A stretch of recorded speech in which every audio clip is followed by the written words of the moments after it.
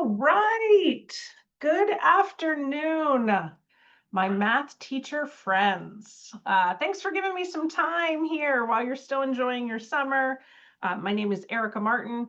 I am the current president here at Get More Math. I am excited to chat with you today about the hidden flaw in your math assessments. I was a former classroom math teacher. I taught for 14 years. My last 2 years, I found and utilized Get More Math. And I realized that I wasn't just making a mistake with my assessments. I was making some other mistakes as well. So I'm excited to talk about that today. You know, we're always pointing out our students' mistakes. Maybe today we'll figure out some ways that we can actually improve what we're doing for our students. We're going to go through what that mistake is, along with some other things. We're going to talk a little bit about Get More Math and how it can help you. I want to let everybody know that at the end of the call today, we are going to talk about the possibility of you using Get More Math for free for your entire school year. So we do offer a free year-long pilot. Absolutely no cost, no commitment to buy. If it's something that you think you're interested in, we can certainly make that available for you. I also want to point out that I have Katie Bickle on the call. So Katie, if you want to take a moment and turn your camera on. There's Katie. She's waving. She's going to be helping me let these folks in as they're kind of straggling in over the next couple minutes.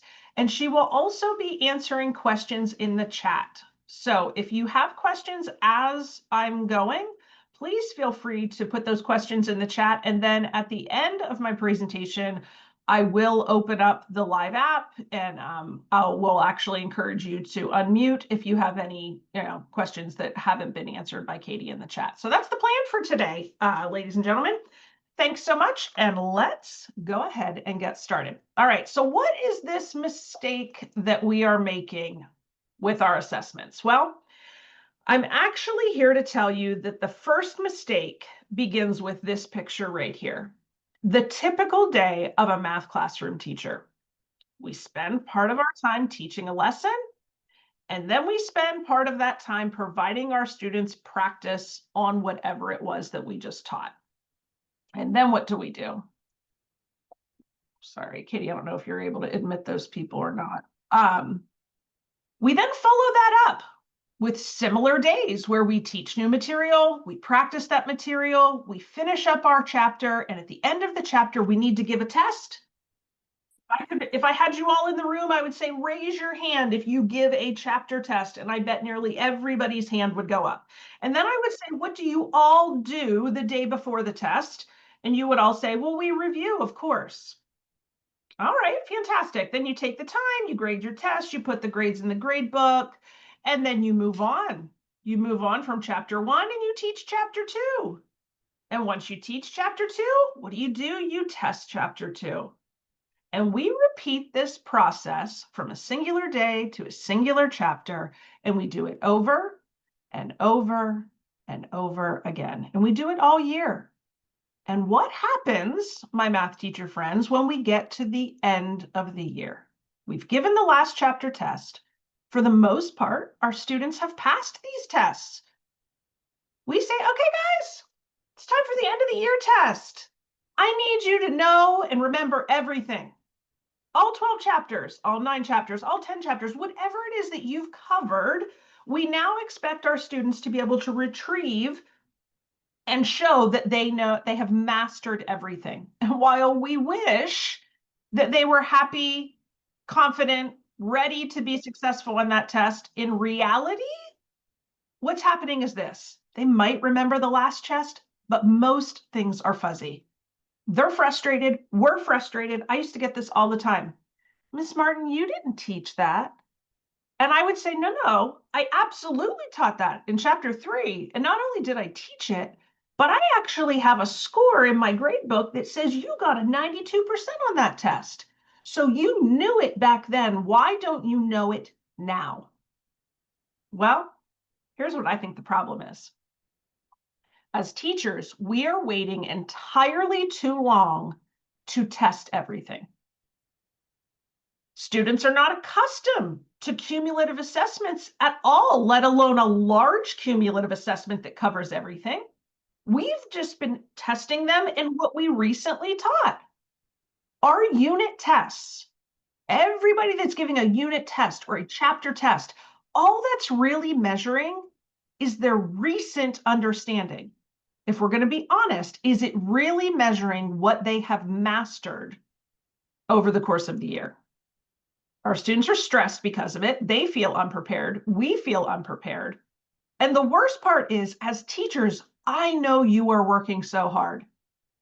And I can't say every student, but I bet the majority of your students are also working really hard. And what happens is everybody gets to the end of the year and the results are not reflecting the work that you put in. And here's why.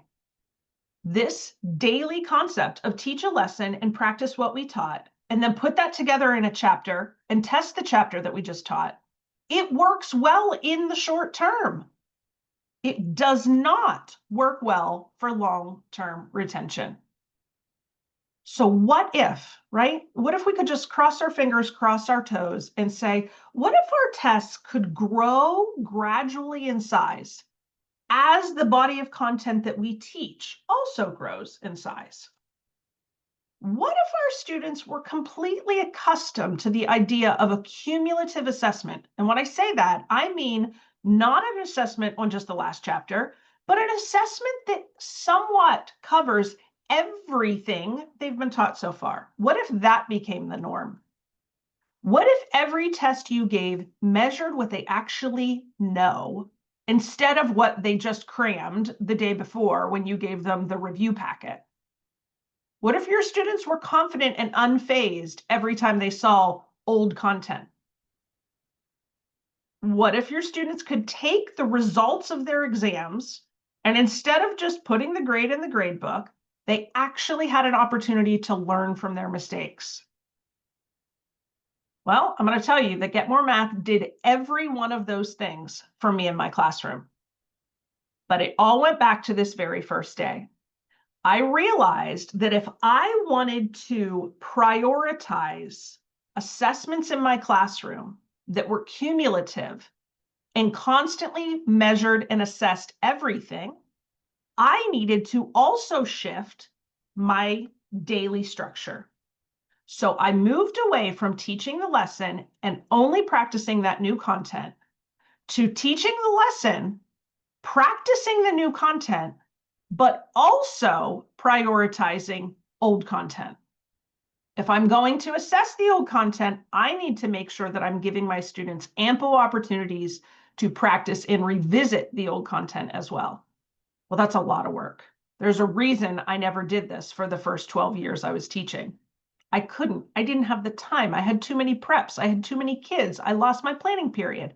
But when I found Get More Math provided me both the targeted practice on the new material and the spiral review practice on the old material.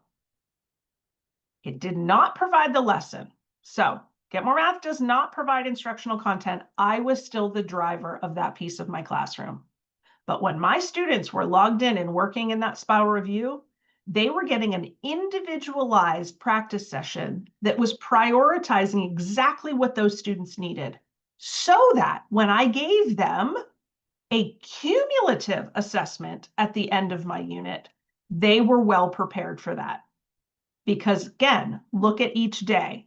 Not only am I teaching new content and practicing new content, but I am still prioritizing old skills. So as you take that model and put it together in an entire year, what happens after your chapter 1 test? Well, it gradually grows. You get to chapter 2, and your chapter 2 test can cover both chapter 1 and chapter 2. When you get to chapter 4, you might not be able to cover everything in chapter 4 and chapter 3 and chapter 2 and chapter 1, but what if you were able to cover everything in chapter 4, some of chapter 3, a few skills from chapter 2, and a selection of skills from chapter 1? You're still telling your students you don't get to cram and flush. We have to continue to know and master this material over time. As that happens, this is what your students become accustomed to. They know in chapter 8 that they're going to see skills from chapters 5, 4, 3, 2, and 1. When they get to the end of the year and they've been consistently taking these cumulative assessments, are they panicked when you say it's time to take the STAR test or it's time to take the Georgia Milestone test?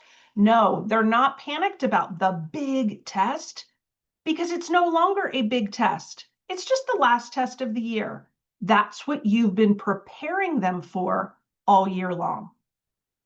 Not only have you been preparing them by delivering cumulative assessments, but you've been supporting their success by delivering consistent cumulative spiral review. The two pieces go hand in hand. I like to say there's a reason teachers aren't always giving cumulative assessments because they know their students wouldn't be successful because they're not giving constant cumulative spiral practice. You need both pieces, okay? Here's what it looks like in the app. When you log in to Get More Math, you get access to every grade level, so you can easily pull skills from above or below whatever grade you're assigned to. You then have this massive skill bank to choose skills to align to whatever your scope and sequence is, so we're not a curriculum. We are aligned to all the state standards, so you'll notice in my screenshot here, I have California up, but you will see your particular state if you want a state standardized collection to choose from. But on the left is where you can easily build assignments to match the lessons you're teaching. So remember, you teach the lesson, Get More Math will give you an assignment that will cover the targeted practice, which is the new material, and the spiral review content, which is the old. So let's just kind of take a look at what lesson 5 might look like. Here I am. I see a skill that says determine least common multiple of two numbers up to 100. So that must be the new skill that the teacher just taught. She can then decide how much practice she wants on the new content, as well as how much practice she wants on the old content. Where does the old content come from? We don't decide. You decide when you built lessons 1, 2, 3, and 4. Here's what it looks like as a student. As a student, I'm logged in. You can see on the right, there's my least common multiple problem. That is coming from that white square in the targeted skills section. Once I complete that, I will then move down into the spiral review section. There's lots of squares down there. Those are the skills that were assigned from lessons 1, 2, 3, and 4, and you can see the problem changed on the right. The nice part is, as the teacher, we can't take on anything else, right? All you have to do is decide what are you targeting today, because what you target today will become the skills that you review tomorrow. That's how the spiral review is actually built. Now, this is only looking at about 2 weeks of time. What would happen if we fast forward all the way to March? Well, if you look at that, you're going to see lots of squares in the spiral review. So here you are looking at one particular student and you're able to see how this student is doing on every skill you've ever taught. The colors mean something. If a square is white, we don't have enough data to determine where that student falls. But once they answer that question at least 3 times, the skill will turn yellow or red. This is a little bit like a built-in exit ticket. No longer have to collect those little slips of paper from all 30 of your kids and go back to your desk and grade them, separate them into piles so that tomorrow you can work with them. No, you're going to have this data at your fingertips. But we want to move past this. We don't want to know only did the kids understand the skill the day I taught it. I want to know, do they understand these skills 3 days from now, 3 weeks from now, or 3 months from now? And that's what green, silver, and gold tell us. Those are our levels of proficiency that show proficiency over time. Now, it's not just spiral review that's given to the whole class. We're going to individualize it for each student because here's what we know. Those weaker skills, white, red, and yellow, they're going to be different from student to student. So we're going to place a $sign on the skills that we want our students to practice most. The weaker skills, we need them to build proficiency. They're going to be included often. But those stronger skills, we still want to maintain proficiency. Just because you're great at it in October does not mean you will be great at it in May when you go to take that test if you haven't seen it. So because of that, the weaker skills we will include frequently, and the stronger skills we will include occasionally. Okay, talked a little bit about spiral review, but you came here because you wanted to talk about assessments. Let me show you how simple it is to build these assessments and get more math. Imagine, fast forward, we're done with units 1, 2, 3, 4, and 5. So I want to create an exam on unit 5. I'm going to simply click Create Exam. I'm going to then choose all of the skills from unit 5 and pull them directly into my assessment. But remember, I want my students to know that they always have to be held responsible for everything. That's why we've been practicing everything as often as possible in our spiral review. So I'm going to choose some skills from units 1, 2, 3, and 4. Takes me seconds to do that because they've already been selected, and I pull them into my test as well. Now, not only is that going to save you time, but so is the rest of this process. Get More Math is going to automatically grade every test for you.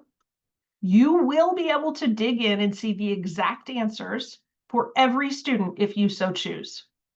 You can look at a correct and incorrect answer, and you can override the computer's score so that you have complete control. Now, I want you to look at Carol here. Carol took a test, 20 questions. She got 15 out of 20. That means she missed 5. You can see the 5 red X's here. And you can see that this is the first question that she missed. What's the rate of change? You can see this particular table, and she chose undefined. Okay? Keep that in mind because an amazing thing happens. As soon as I hit save grade for Carol, I've told the computer, okay, I'm done with Carol's test. Work your magic. Watch what happens. Get More Math automatically creates an assignment that is specifically crafted for her and every other student in my classroom, asking her to fix every one of her mistakes. So if you look up there at the top, you'll see 5 squares with exclamation points. Those are the 5 questions she missed on her exam. Do you recognize the question right there? What is the rate of change? That's the answer she got wrong.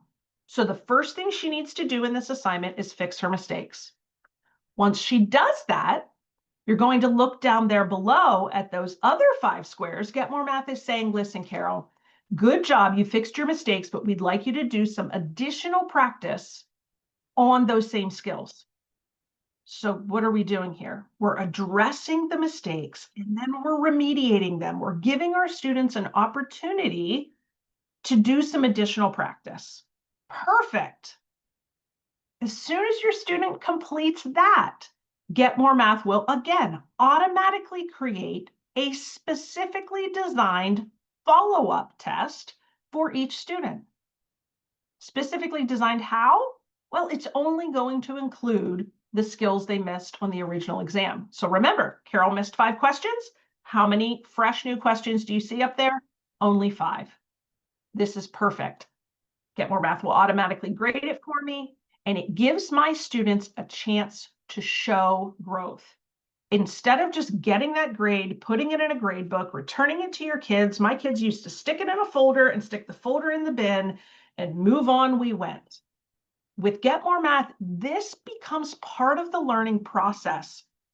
So I would be able to pull up my roster and look at any given exam and see what was the original exam score, what was the follow-up score, and in that case, I would be thrilled because that showed me that Carol took that opportunity to make progress and show growth. Okay? Another really cool feature in our assessments is the analysis tab. So when you are in your exams, you'll see up there in the top right, I can click View Analysis. And what happens is it will show me every skill that was included in the test. It will show me how many of my students missed each skill, so I can easily rank them. You can see here, this was my most missed skill, 3 students, 2, 2, 2. You can select them. You can create another assignment based on those skills. If you're curious, Who were the 4 students that missed that particular skill? No problem. You're simply going to click that drop down right there, and we will show you the 4 students that missed that particular problem. So the data that you're going to be provided, no matter if you're making cumulative assessments or weekly quizzes or chapter tests or midterms or benchmarks, the assessment tool is so, so, so powerful because your tests can gradually grow in size along with the body of content that you're teaching. Your students will become accustomed to cumulative assessments because they are so accustomed to the cumulative spiral review. Your students will be completely unfazed when they see old content. Every one of your tests can now measure what they know instead of what they crammed. Your students will have an opportunity with every exam to learn from those mistakes and an opportunity to show growth through those follow-up retests. Now, if I have not sold you on the power of Get More Math's cumulative spiral review and assessments, then maybe you're not making that mistake, right? Ruben said, what is your mistake? I was talking to Katie and she said, the mistake is they're not using Get More Math. And while I think that might be true, if you are wondering, what is the number one mistake? I think the number one mistake is we teach in chapters, we test in chapters, and then at the end of the year, we have this ridiculous expectation that our kids will suddenly be prepared to take a massive cumulative exam, when in reality, we have done very little to prepare them to be successful in that venture.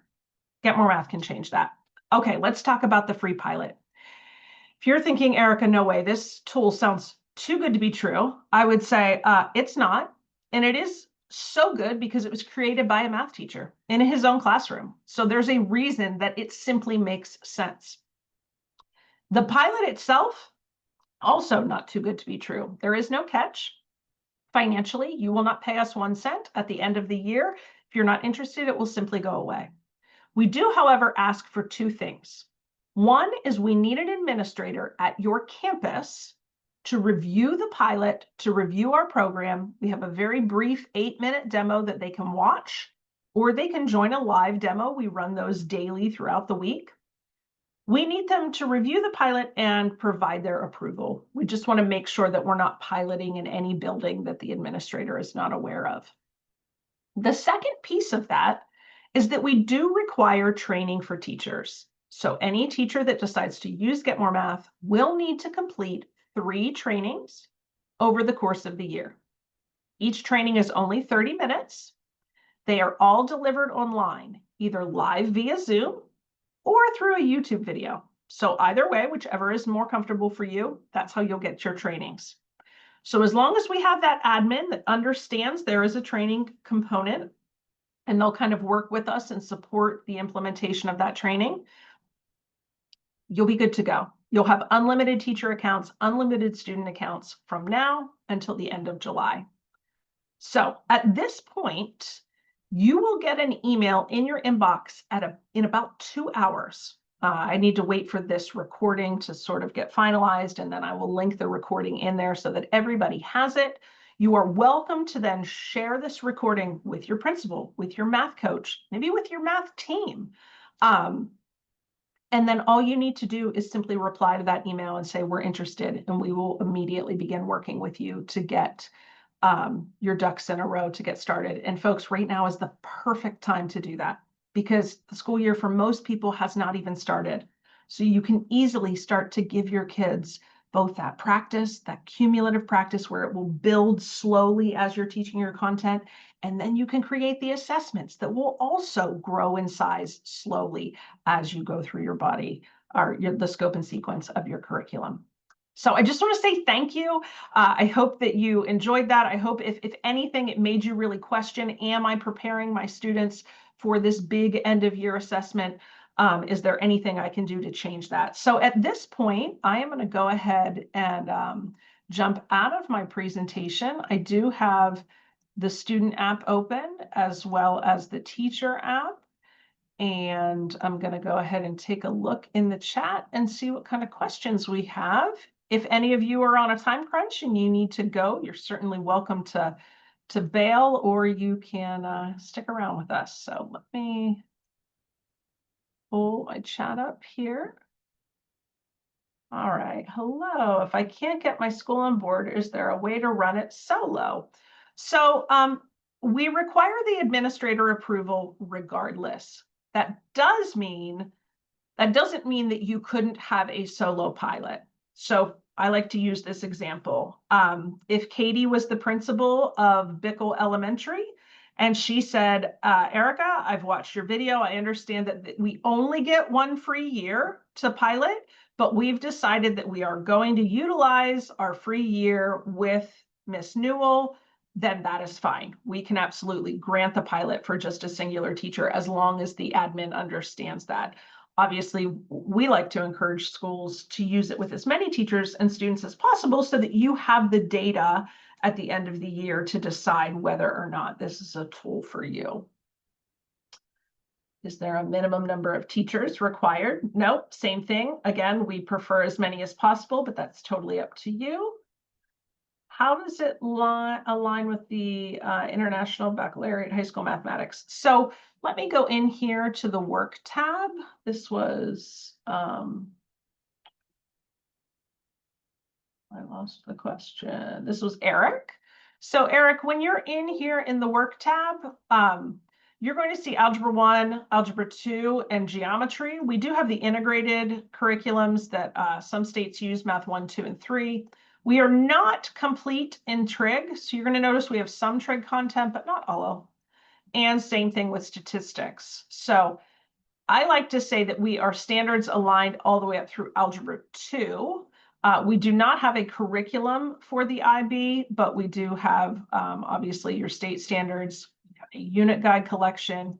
And this map growth, folks, is if you use the NWEA map test as like a benchmark assessment, you can then take those results. And if you find that your students are really struggling with the equations and inequalities, we will then show you, okay, these are the skills that are in the scaffolding area of this particular strand. So they don't integrate directly, but we do have an outline for that. So really, Eric, my suggestion for you would be to make the 30-day account, which we are happy to do for anybody. If you just shoot us an email and say, I'd like a 30-day account, we'll make sure that we get that for you. And then you can log in directly and sort of look through the skill bank to see how closely it aligns with what it is you're covering. Are the DOK levels determined for standards throughout the grade based on what is expected for end of year growth? So our DOK levels are going to vary widely from any given standard. So we don't have dynamic skills in the sense that, let me use an example for Algebra 1. If you choose this particular skill, okay, find the slope and y-intercept given a table. This is going to be dynamically generated in the sense that you are not going to have repeats. At no point are your students going to be able to say like, hey, the answer to the third one is, they're all going to have different numbers and they're never going to repeat. However, the skill does not dynamically become more difficult for your students. I know some other programs do that where they start really simple and then it gets harder and then it gets harder and then it gets harder and then it gets harder. I can see why some folks would want that. I personally did not like that simply because I sometimes wanted a skill that just never got any harder than this because I knew my students and the level with which, you know, they were working. Now, if you want something that's more difficult than that, then you will go find a skill that, so I might go down here into application. And now here is the more difficult one. And again, that too will be dynamic, but I have to choose to put that in for my students. So we always like to say at Get More Math, your students are never going to see a skill that you did not choose to add. We don't make the decision. We don't say like, oh, well, you liked this, you must like this level up here. So it's a little bit more introductory work for you, but ultimately you get more control over what your students are seeing. What's the highest level of math content offered? I think I answered that one right here where, you're basically going to go up through Algebra 1, Algebra 2, geometry. Thanks for answering the questions. I will work with future teachers and would like to introduce them to this as a resource. Do you have a demo or info that is geared toward this audience? Yeah, I mean, Dr. Baker, I would encourage you to share this webinar. I know that we're just on our 30-minute note right here, but I'll tell you, it's a good presentation in the sense that most math teachers connect with the problem and connect with the solution. So you are welcome to share that with them. We also have, let me see if I head to our website here. So if you're looking here, let's see what happens if we click on see demo. There's a demo recording here as well. And this one's only about 8 minutes. So it's a little bit more brief than what we went over. So again, that was right on our homepage of Get More Math. There's a little button right there that says see demo. What is the cost after the pilot year? So our student pricing is currently $18 a student. So it's $18 per student per year. Most schools have some discounts applied, whether you buy a site license or a certain volume, or whether you become certified or you buy multi-year. So I always say it does not take long to get up to a 15 to 20% discount. So you might end up paying something closer to $15 or $16 a student, depending on the size of your school. There is nothing at this time for kindergarten or 1. And I also just like to be honest about grade 2. Do you see that we have some folders with some skills for grade 2, but it is not standards aligned like you get with grade 3 and up. So grade 2 is sort of still in the works. So I like to be upfront about that. They're welcome to join the pilot and use it, but we just don't want anyone to be disappointed. Thank you very much. Look forward to sharing with my students. Okay, it looks like those were all the questions put into the chat. If anybody has anything else, I will stick around for about another minute or two. Otherwise, go ahead and just drop off the Zoom. And thanks so much for giving me your time. Appreciate it, folks.